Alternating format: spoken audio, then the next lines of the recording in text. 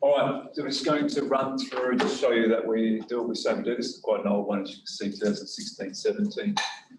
Just shows you the structure that we prepare. So we have our key dates, contract requirements, the off-site works, the site works, and completions and pieces.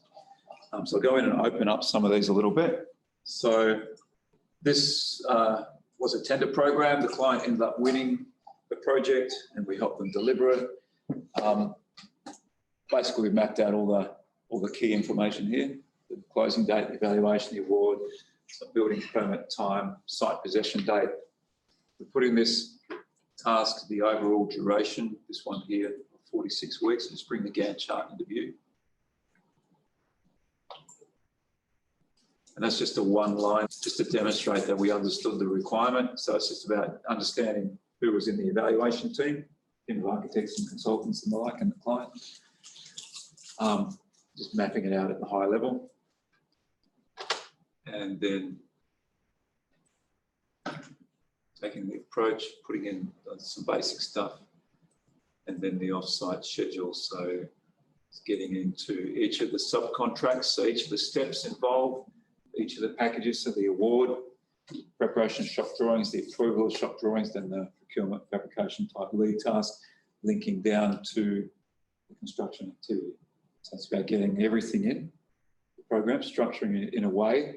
So, you know, the site guys only need to see the site part. The procurement team only need this part, if that makes sense. So that was for each of the packages. The way we structure it, we tend to have a priority set of procurement, the long lead items. Then we have this task to stagger the second round of procurement, if that makes sense.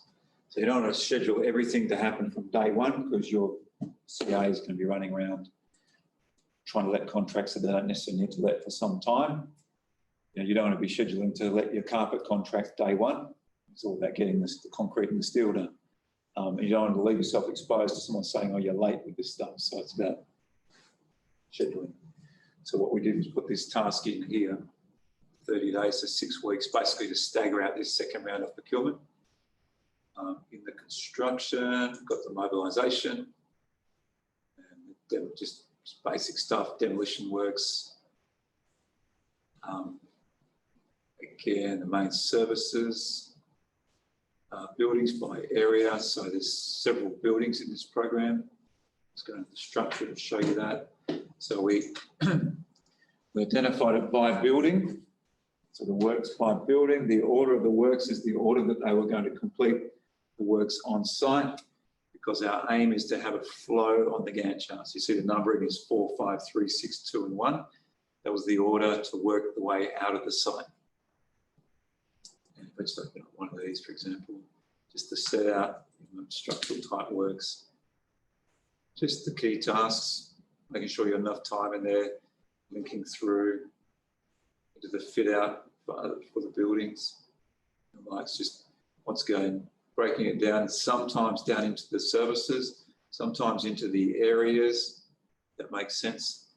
So typically this is a unit partner block with a commercial building. We'll have, you fit out of your main areas, you fit out of your wet areas, you fit out of your breakout areas. Do you know what I mean? Different trades, so you have your wet trades into your toilets and the likes, your wet trades and cabinets into your... Yes. If I wanted it to flow, yep. Could I put the dates in any old, as they're given to me? Yep. So they tend to sort of say, give it to me by area, but dates are, dates are fractured. Mm. And I filtered all that information by date. Yep. And then I saved it. That would give me a flow on the Gantt. Yep. So you can do that. Yeah. So you've got all that sorting and filtering and the likes. So if I use the milestones that are in your program, Yeah. You can filter out for all your milestones. Now, some of them are going to be like this, some of them are going to be all over the place. So you filter them for them and then sort by start date. Yeah. And that'll get you the flow. All right. Okay. Your area flow won't be the same as what it is in your Gantt, but that's fine. No, that sounds good. You sort it back by the ID number to put it back to how it was.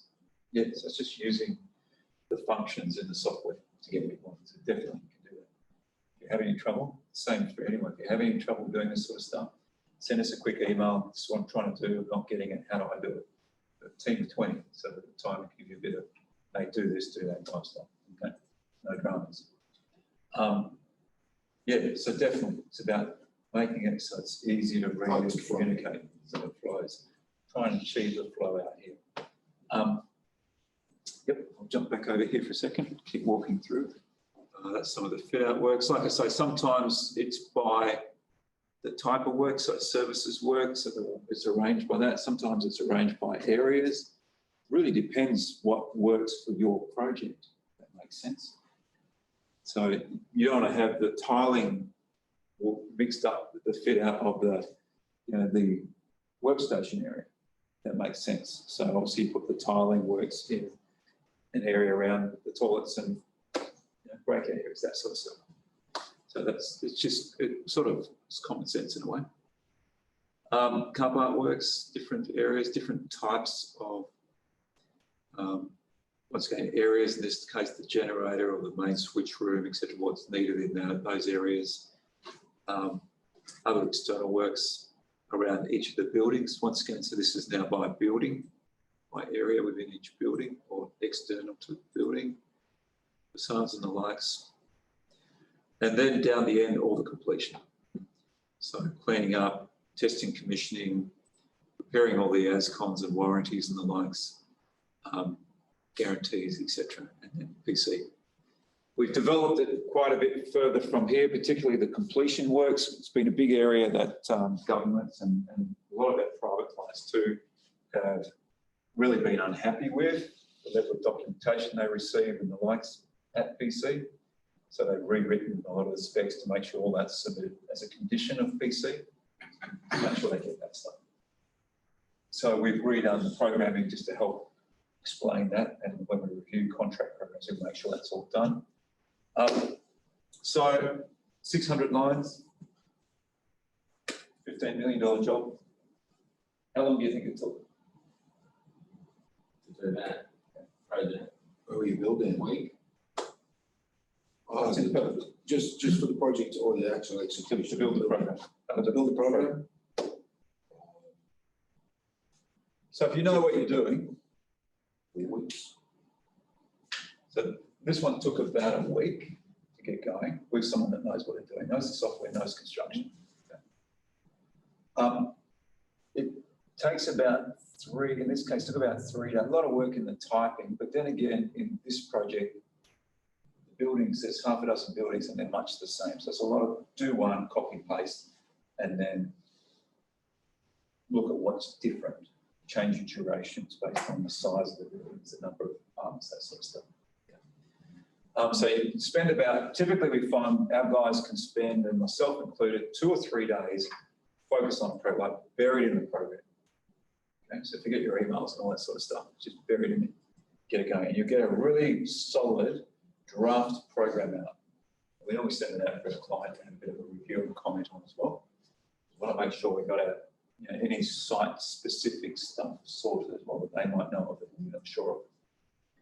Go and do something else. So we typically have our guys go and do a site visit, get out of the office, jump and go and do something totally different, get away from this program, and then come back another day or two and finish it up. So about a week's work. Okay.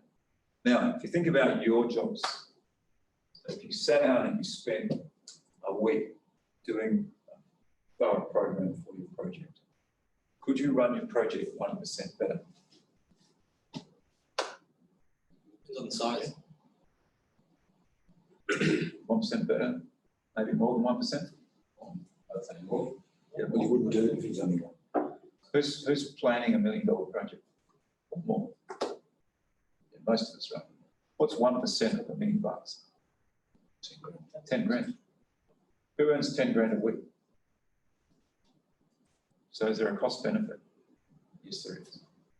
Okay, so is it worth spending a week on your project to plan it in detail to try and run it 1% better? Sure, if you plan it in detail, you can run it better than 1% better, right?